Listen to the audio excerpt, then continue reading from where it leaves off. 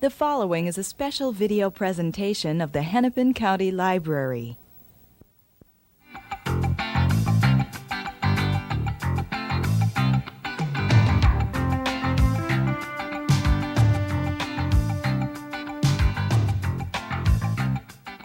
Welcome to a discussion with Barbara Crafton. I'm Eileen Cavanaugh from the Hennepin County Library Program Office, and my guest today is the author of Finding Time for Serenity. Welcome, Barbara. Good to be here. You're an Episcopal priest, an actress, a director, a cook, a wife, and a mom, and a grandma. And that covers so much that I had to be sure to read it off the card. How do you find time for serenity? Well, in short snatches usually, like everybody else. Most of our religious traditions suggest that we have to sort of make it a full-time job because most of our writings have been by full-time religious professionals like monks or nuns, but most of us are not that. So we have to grab our spiritual lives on the run, most of us. Is it true, as some spiritual writers say, that even though life may be stormy and difficult, you can still have serenity? Sure. Life is going to be stormy and difficult. We don't get to choose about that. But we can choose how we're going to go through it, and whether we will allow ourselves to be dislodged from our center by it. If you do allow yourself to do that, you will not be happy. Each life will have pain in it and anxiety. We have to be honest about that, not to sweep it under the rug, or as religious people sometimes do, to say that bad things are really good things in disguise. They're not good, they're bad. But we can choose how we will appropriate them into our lives and what meaning we might get from them. I am convinced that there is nothing that happens to us, and I do mean nothing, from which we cannot derive some meaning and some growth for ourselves. I think of the days of my childhood when I was taught by nuns who were taught to walk quietly, and they always looked serene. Mm-hmm. But as an adult, I wonder if they really were, or if that was sort of just the way they were supposed to be. I have a number of friends who are in religious communities. It's hard to live with people. It's hard to be married, it's hard to be a brother or a sister, and it's hard to be a nun or a brother too. Because you're living in community, and there is going to be friction and strife in any human community. But I do think if you live your life in the service of an ideal that is larger than you are, if you don't think that your immediate happiness or your immediate misery sums up the world, you're going to be okay. In other words, if you see life in some kind of perspective. Yeah, if you try to get the big picture. Human beings tend to think small and tend to think immediately. I'm miserable, ain't nobody going to be happy. And I think that that's kind of a recipe for despair. You were actually raised here in Minnesota, not far from the Twin Cities. Tell us a little about your background and your growing up. Well, my mother was from Duluth. My dad is English. Came here with his minister father. Came to North Dakota, and they met up in Pequot, way up north, when they were both teachers. And I was born in Mora, but then during the war we came out east, and my dad was in the Army. After the war, we came back here where I was born. Didn't stay here for very long. He went to William Mitchell Law School here in those days. My mother went to University of Minnesota. My brother went to Hamlin, as my dad had. So I was really raised in the East, but I came out here for vacations, and this was the home of the family mythology. Good. I looked up a dictionary definition of serenity, and it said divined serene as clear or free from storms or unpleasant change, unruffled calm. And yet, speaking as we are immediately after the November '94 elections, it seems like the United States is anything but clear and calm. Yeah, well, we're anything but serene these days. The electorate is said to be the angriest it's ever been, maybe. And the direction of our public consciousness is more than ever related to the searching out and exposing of other people's evil in a very angry way. So we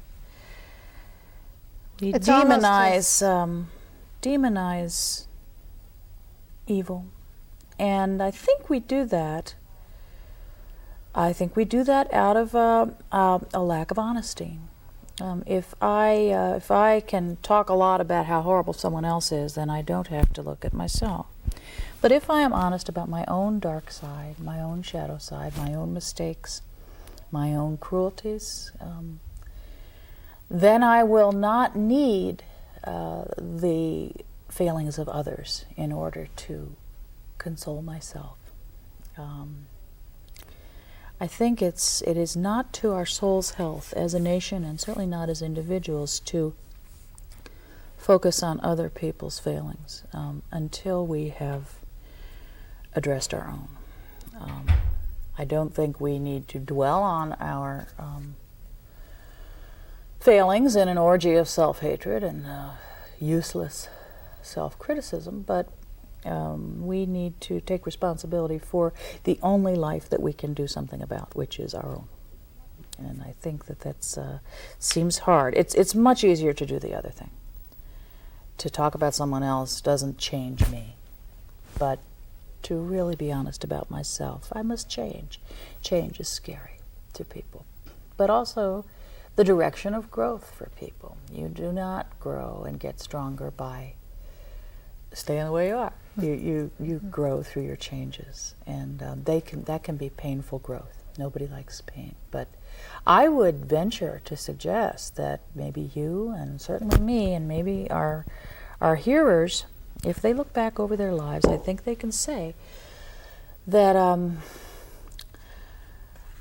they've probably grown more from the pain that they've experienced than from the high points. Absolutely. You might wish that something had not happened with all your heart, and you might wish that till the day you die. But you must also admit that growth has come to you because of it. And while you wouldn't have chosen it, and still wish it hadn't happened, you cannot deny the strength that you have derived from the very fact of having survived it. And one of the tests is to look back and say, what would I be like if this hadn't happened in my life? Yeah. What do you think American people were trying to say in the Republican sweep? I think if the victors think that was primarily an ideological victory, they will be very disappointed in 1996, because I think that it was a spasm of anger, just like other spasms of anger that we have had. We at the moment are very concerned to locate the bad guy in the other person. People and had, mythologically in Washington. Yes. But we also did it with Saddam Hussein. We're delighted to put his picture up on dartboards. He was just everything horrible, glossing over the fact that we had given him, we and our new pals, the Russians, had given him the arms that he used against us. In many ways, we made him what he is. And we were very eager to make ourselves feel good by demonizing him. Mm-hmm. Just so with the young mother just now who killed her 2 children. Susan Smith. Yes. Mm-hmm. Everybody recoiled from the horror of that and from the grievousness of the crime and the cruelty of it. But also everyone leapt to demonize this woman who must have been terribly, terribly distraught and ill to violate the sacred trust of motherhood the way she did. And we know that most of the homicides involving children happen at the hands of their parents. So there is a dark side to everything, to parenting as well, which tragically was lived out in the case of this young woman. And lived out again as you saw that angry crowd. Yes. Almost reminded me of the biblical stone throwing. Or lynching. You can only feel that way. You can have that sort of witch hunt mentality towards someone you have identified as the other. You are not like me. I have nothing in common with you. Therefore, it doesn't matter what I do to you. And violence only happens when we can objectify the other person. Tragically, she was able to objectify her own children and saw them as obstacles to her happiness instead of as the gift from God that they were. And now will have to live her life knowing that she did that. I cannot think of a more tragic self-knowledge than that. And yet some people like Jean Harris seem to have turned that around into a positive. She did. She did. Doesn't undo what you did. And you carry, forgiveness is a funny thing. I think a lot of people have a hard time with forgiveness because they think, how can I forgive this? This is an unforgivable thing. Forgiving is not forgetting. It doesn't erase the fact that something happened. What has happened has happened. You cannot undo it. These boys will never come back. But the refusal to forgive does not hurt the person I'm not forgiving nearly as much as it hurts me. Because it facilitates my denial of my responsibility for my life. A grudge, a vendetta that I hold on to, a person in my heart I cannot forgive, that lack of forgiveness becomes like a tumor in me, and it develops its own blood supply, and it lives on me, and then when I try to take it out later, I don't think I can live without it. So it hurts me tremendously if I don't forgive.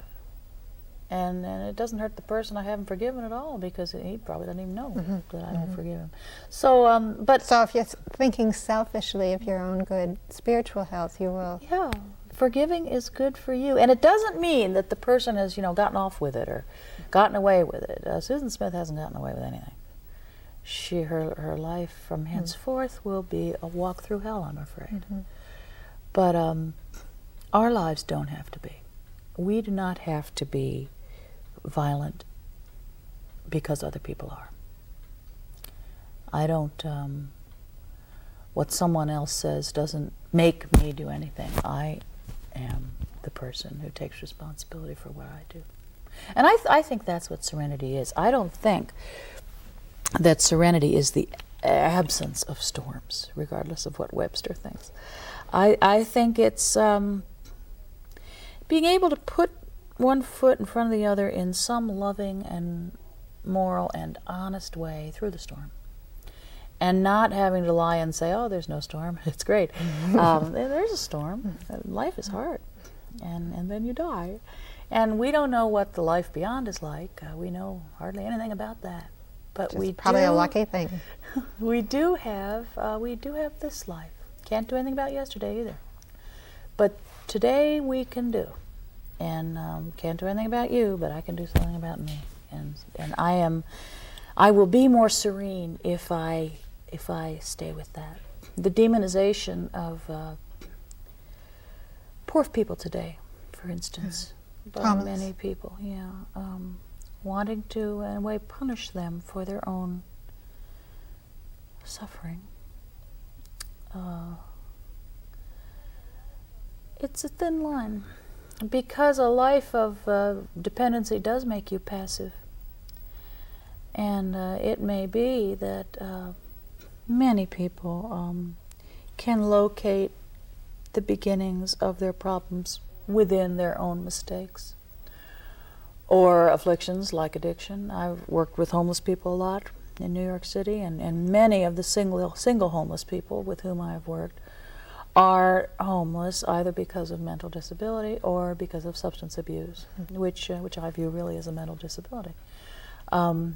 Yeah, they are homeless because of things that they have done. But really our question, I think the serene question, is not whose fault is this, but how can we act now? Not yesterday, but today. What can we do?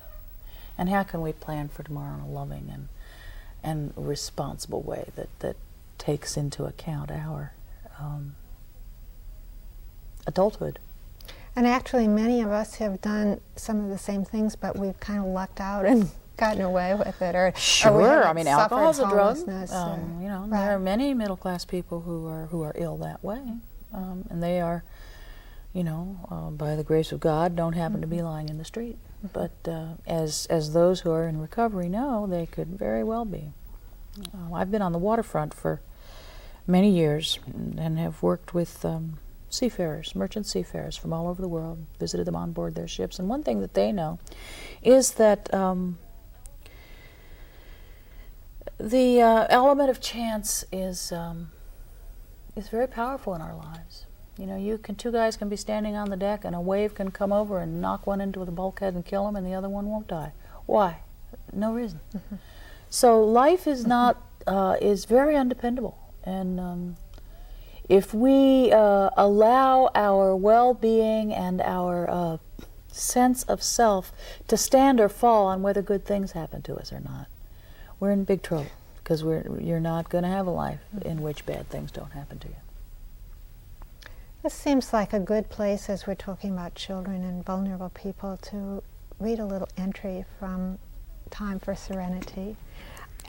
But before you do, I wanted to say that it struck me as a little bit different than the normal meditation for each day book, in that you don't try to tell us to develop a moral in our life or give us a thought for the day necessarily. It's just sort of maybe something of your own reflection that you've shared with the reader. I think this book is sort of like, you know, if you and I work in the same office and I tell you something that I'm thinking. It's like that. It's just sort of a snippet of conversation that we might have. I don't like ministers who are always trying to give people moral and preaching at you. And I think people are smart enough to, if they choose to, develop their own moral compasses. So probably the best kind of leadership, moral leadership I can give to somebody is by living a genuine and thoughtful and honest life. And you know, then perhaps I can sort of do a commercial for a genuine, thoughtful, and honest life, and others will be touched by it in a good way. This story, maybe that's why I liked it so much, because it's a story, and yet it's a story that has something for us to think about too. An archaeologist has uncovered a group of human remains in the Italian city of Herculaneum. They were piled on top of one another at the mouth of a tunnel to the sea. They had been running for their lives from the river of lava behind them, hoping to reach the water before the lava reached them. That was as far as they got. One of the skeletons was that of a young girl, the skeleton of a baby, still wrapped in her arms. Around the baby's wrists and neck were gold bracelets and a gold necklace. The girl wore no jewelry. Signs of wear on the bones of her lower spine suggested that she had carried heavy burdens for a long time, even before her bones were fully grown. The difference in their attire tells us that this was not her baby. She was a servant girl. Poor thing. I imagine her terror as she ran as fast as she could through the narrow streets carrying her precious bundle, separated in the confusion from the baby's parents. A hard life and an early death. But she did the right thing, trying to get to the water, and she almost made it. She might have reached the water if she hadn't been carrying the baby. If she had cast it aside and sprinted, who knows? But she didn't. This young child care worker of ancient times died trying to save the little one committed to her charge. I think of her as I walk to work and see the toddlers in the park with their nannies. If there's a job more important than the one they're doing, I don't know what it is. Wonderful. Sad but wonderful. Yeah.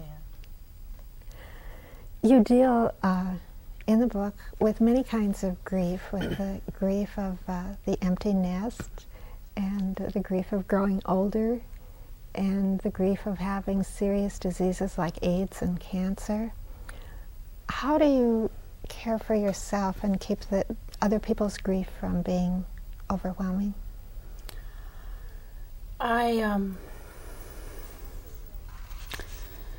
focus on the seemingly self-evident but difficult to grasp truth that I'm not God, and people's destinies are not in my hands, and most of the things that people need and desperately want will not be things that I can give them. I don't allow myself to use that fact as a counsel to despair, or to paralyze me and prevent me from doing the things that I can. I remember from my own dark times in my life how lovely a thing a small kindness was. And I offer that in a free way. I think of a time when my little girl was injured and blinded in one eye at the age of 2. And the evening that it happened after a surgery, she was strapped to the bed in a cruciform shape, wailing with pain and with the anesthetic. And I was there sitting next to her, and she dropped off to sleep.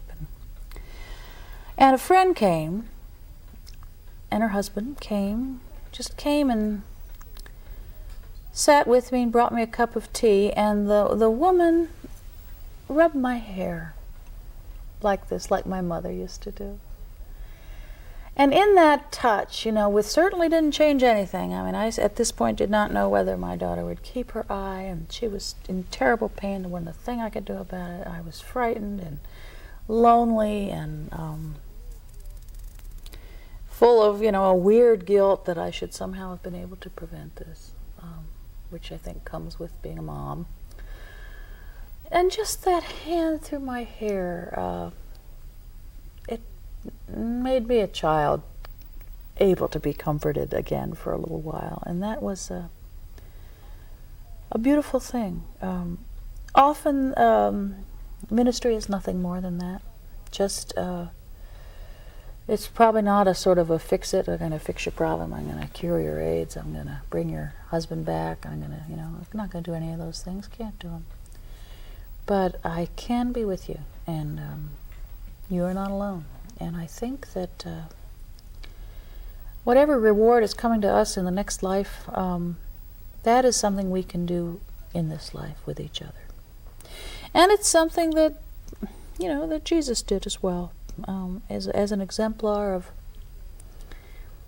not being too great to do the small things. He's a good choice for us.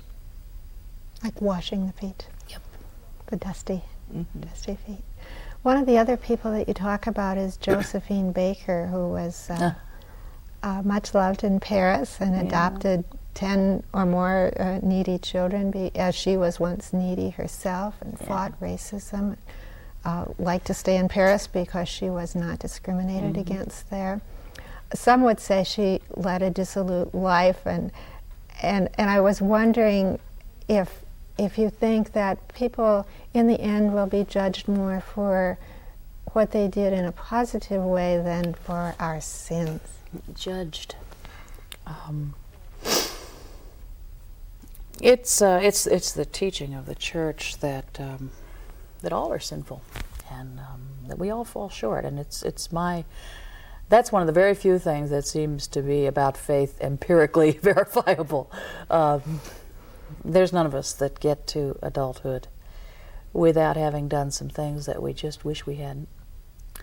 I deal with a lot of AIDS patients, and all of them caught the disease doing something that gave it to them, either shooting drugs or engaging in unprotected sexual relations.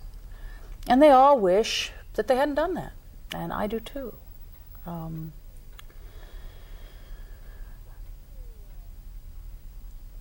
History, events have causes. I don't know that that is in the same category with judgment. And in the end, precisely because in comparison with the goodness of God, our own goodness and our own badness are small. My sense is that God's forgiveness will be big enough to grow us, maybe even after death, into the people that we're supposed to be. And we will and can learn from the things we've done that we regret. It doesn't change them, doesn't erase them, but we can use them. And many of the people with AIDS that I have known have come magnificently into their own in their disease.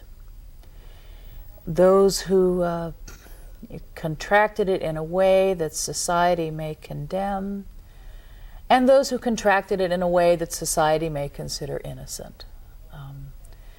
Mary Fisher would be one that society would consider an innocent, but she has very little time for distinctions like that. Guilty victims, innocent victims. The point is to live your life in such a way that you will not be a victim. And so that when you die, whether that is much too soon or at the end of a long and gracious life, you have spent yourself so much in living and in loving and in serving the world in a way that makes you full of joy, that there won't be anything left for the angel of death to pick up when he comes. Just a little, sort of a husk of a person. I mean, that's what I want. When I die and the angel of death comes to get me, I want him to just find this little dry thing, and because I spent it all here. In the sense that you spent yourself in a way that you wanted to spend yourself. And I think a life that does that, even if it ends too soon, has a fullness. That a life that, that refuses to take responsibility for itself and refuses to savor the beauty of this world, it may last into the 80s or 90s and not be a full life. I do recommend this book for wonderful bedside reading or any other time. They're wonderful short essays, and I thank you for sharing your reflections with us. What a pleasure. Thanks for being Thanks with us, so Barbara. much. Mm-hmm.